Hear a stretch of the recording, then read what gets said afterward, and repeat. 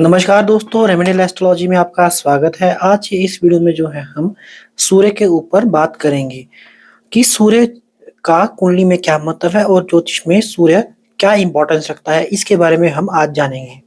देखिए, जब भी आप अपनी कुंडली में सूर्य देखें तो पहले कुछ बातों का ध्यान रख लें कि सूर्य कौन सी राशि में उच्च होता है, कौन सी राशि में नीच होता है और कौन सा सूर्य का नक्षत्र है।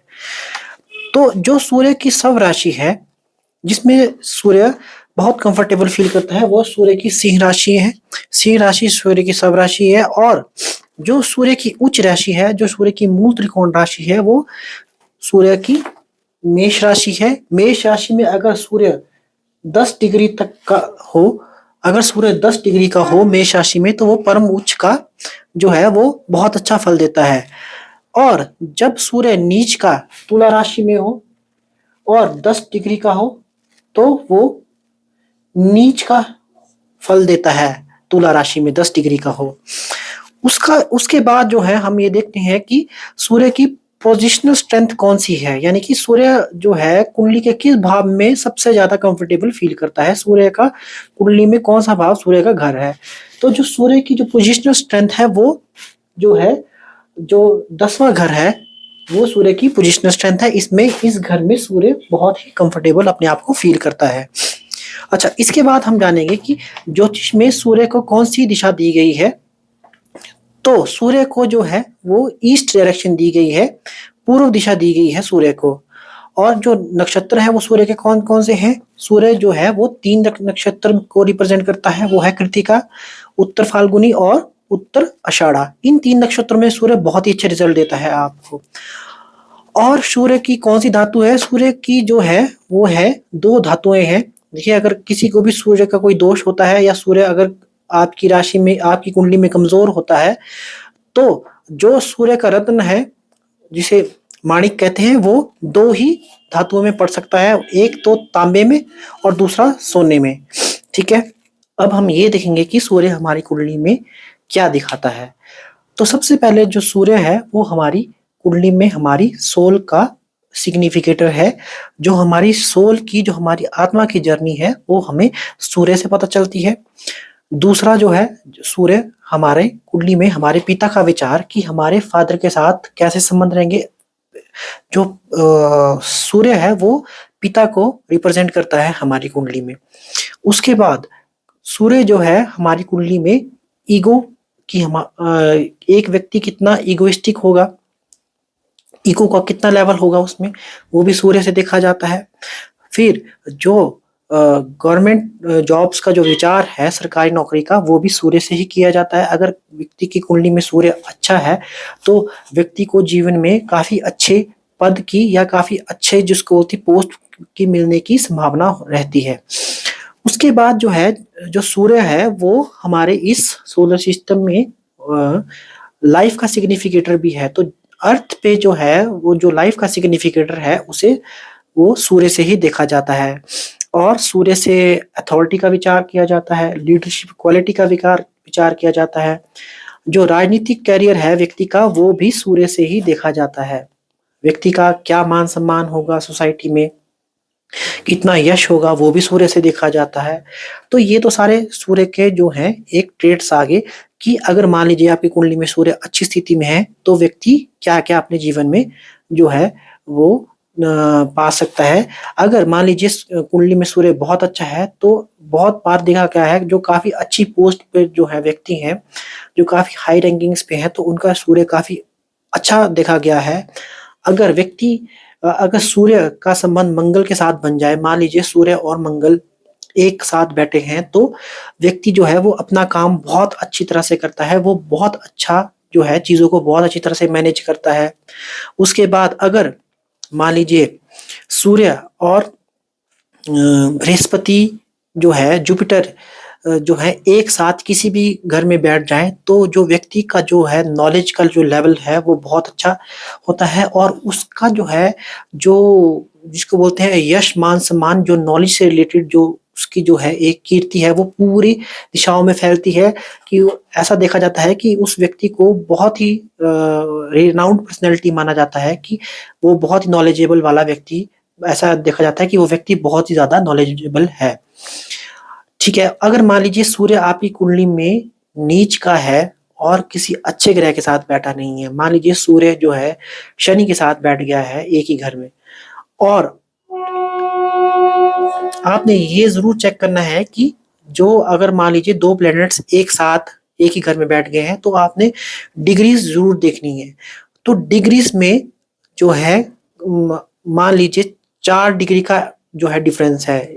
मान लीजिए सूर्य आपका 12 डिग्री का है और वो शनि के साथ बैठा है और वो शनि 16 डिग्री का है, 4 या 5 डिग्री तक का डिफरेंस है। तो वो जो कंजंक्शन होता है वो बहुत स्ट्रांग होता है। तो वो जो है कंजक्शन इतना फेवरेबल नहीं माना जाता, क्योंकि कुंडली में जो है सूर्य और शनि जो है वो आपस में मित्रता नहीं रखते हैं, आपस में दुश्मनी रखते हैं। तो उसमें व्यक्ति को बहुत ही स्ट्रगल करना पड़ता है, बहुत ही हार्ड वर्क करना पड़ता है, तब जाके उसको जो है सक्सेस मिलती है। ऐसा भी देखा गया है कि कई बार ऐसा होता है कि इस जो कंजंक्शन वाले व्यक्ति हैं, जैसे सूर्य और शनि के साथ जो कंजंक्शन बनता है, तो कई बार जो लोग हैं वो गवर्नमेंट अथॉरिटीज में भी देखे गए हैं, तो वो एज अ सर्वेंट जो है, क्योंकि शनि जो है वो सर्वेंट को रिप्रेजेंट करता है और सूर्य अथॉरिटी को रिप्रेजेंट करता है, तो वो व्यक्ति गवर्नमेंट को सर्व करते हुए भी देखे गए हैं। अगर मान लीजिए, और अगर दूसरी युति जो है सूर्य की, जो सबसे दूसरी खराब युति है, अगर सूर्य शुक्र के साथ बैठ जाए तब भी जो है रिजल्ट्स काफी ज्यादा नेगेटिव रहते हैं। अगर कंजंक्शन स्ट्रांग है, मैं फिर से बोल रहा हूँ कि अगर कंजंक्शन में जो है 4 या 5 डिग्री का डिफरेंस है, मान लीजिए आपका जैसे कि सूर्य 15 डिग्री का है, 15 या 16 डिग्री का है, 15 या 16 डिग्री का है, और जो शुक्र है वो 20 या 19 डिग्री का है, यानी कि 4 डिग्री का फर्क हुआ दोनों में।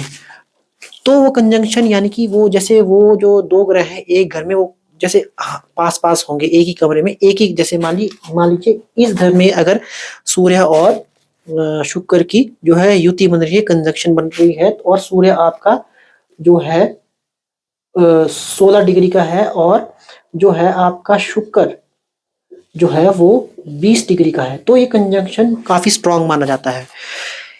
इससे जो है व्यक्ति की मैरिड लाइफ में बहुत ज्यादा जो है डिस्टरबेंस रहती है। ये जो कंजक्शन है बेसिकली डाइवोर्स का कारक भी माना गया है।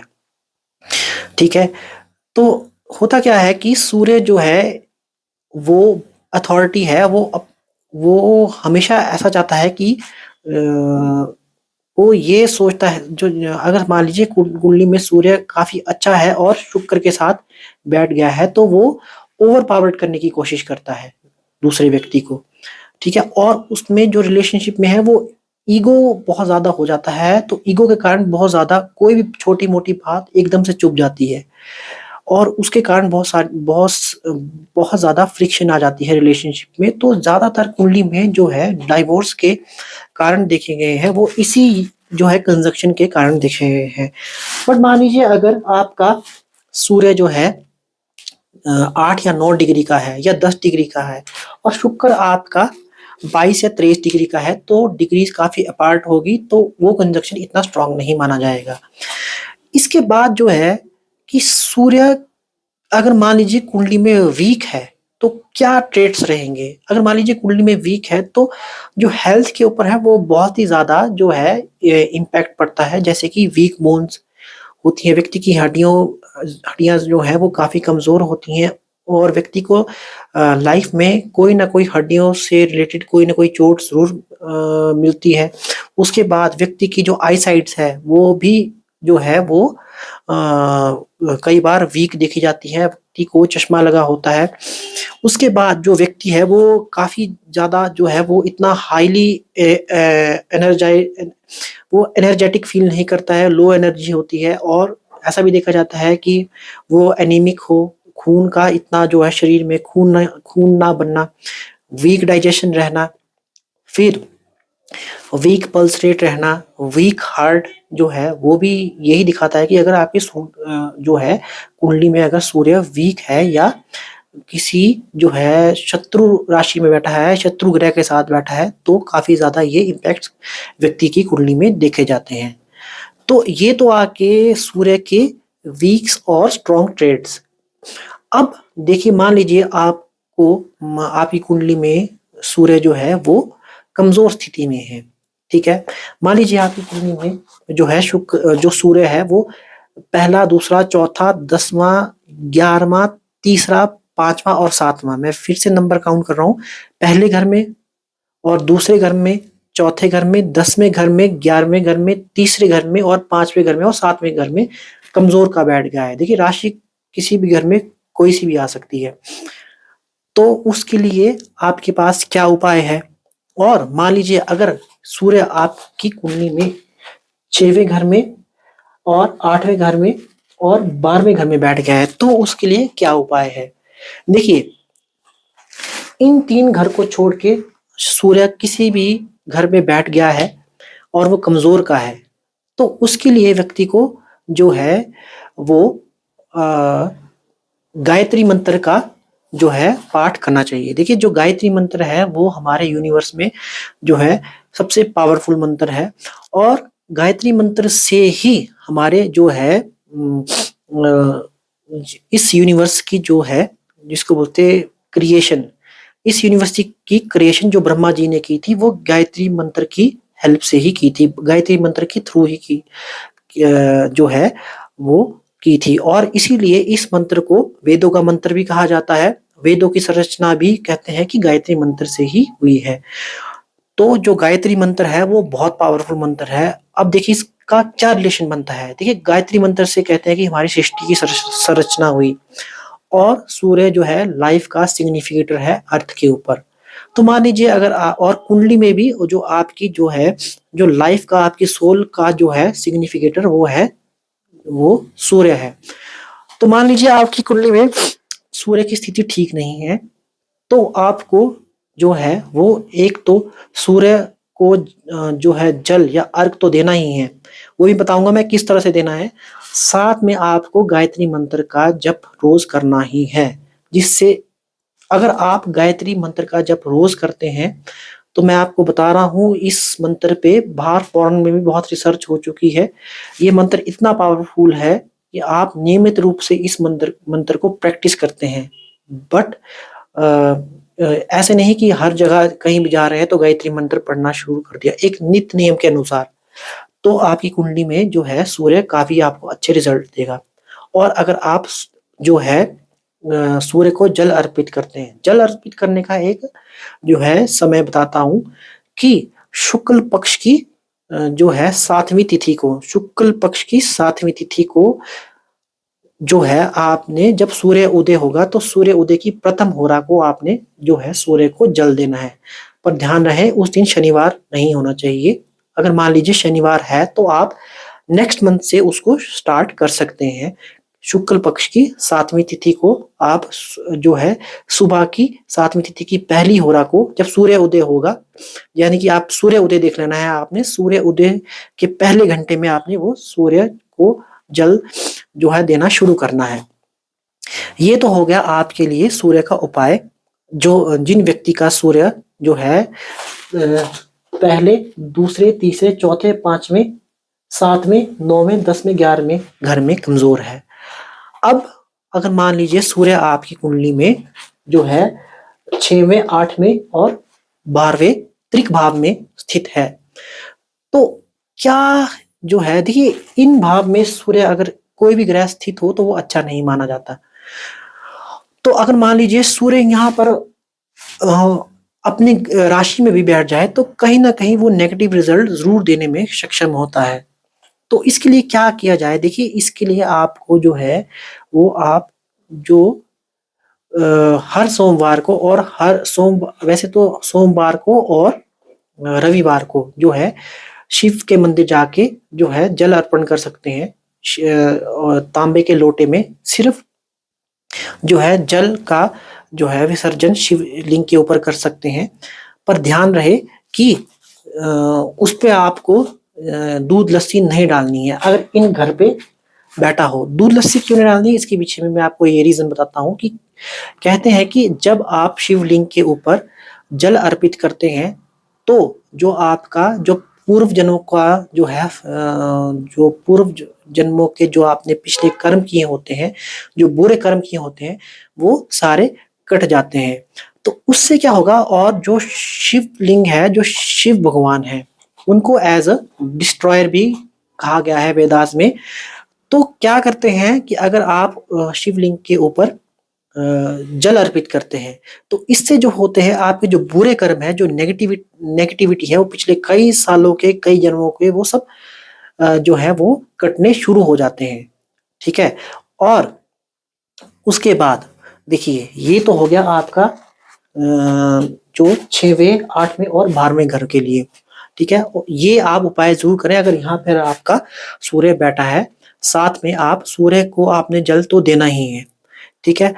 और मान लीजिए किसी की शादी में जो है वो बहुत प्रॉब्लम आ रही है, तो बहुत बार देखा गया है तो इसका जो मेन रीजन है वो सूर्य ही देखा गया है। तो क्या कह रहे हैं आप? तो आप हर सोमवार से जो है आप शिव के मंदिर जाएं, तब जाके आप शिव के ऊपर जो है वो दूध को का जो है दूध अर्पण करें। शिवलिंग के ऊपर आप जो है दूध चढ़ाएं, पर याद रहे जो दूध है वो तांबे के लोटे में नहीं चढ़ाना है।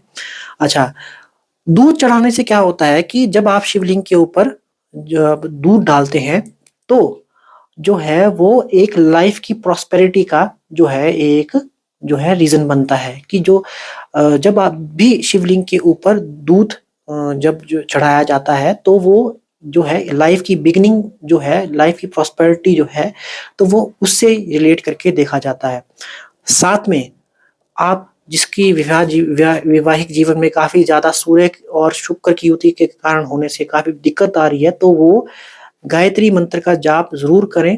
देखिए, गायत्री मंत्र से ही जो है जीवन का जो कह सकते हैं, जो हमारे पृथ्वी पे जो जीवन शुरू हुआ है, जो जीवन का जो जीवन की का जो बीज जो है वो गायत्री मंत्र की वजह से ही जो है जीवन हमारी पृथ्वी पे शुरू हुआ है। तो गायत्री मंत्र पढ़ने से आपको बहुत ज्यादा फायदा होता है। बट एक बात आप ये ध्यान से सुने कि गायत्री मंत्र को पूरा नित नियम नहा धो के जब एक समय होता है पूजा का, उसी समय पढ़े। ऐसे नहीं कि हर जगह आप गायत्री मंत्र का पढ़ना शुरू कर दिया, तभी आपको गायत्री मंत्र जो है आपको अच्छे जो है परिणाम देगा। और अगर आप इसको अपनी जिंदगी में एक नियम के रूप में बना लें, तो मैं तो नहीं कह सकता, बट ये वेदों में ये कहा गया है कि आपको जीवन में कोई भी समस्या आएगी तो आप उसको बहुत ही आसानी से उसका उसका हल कर लेंगे, बहुत ही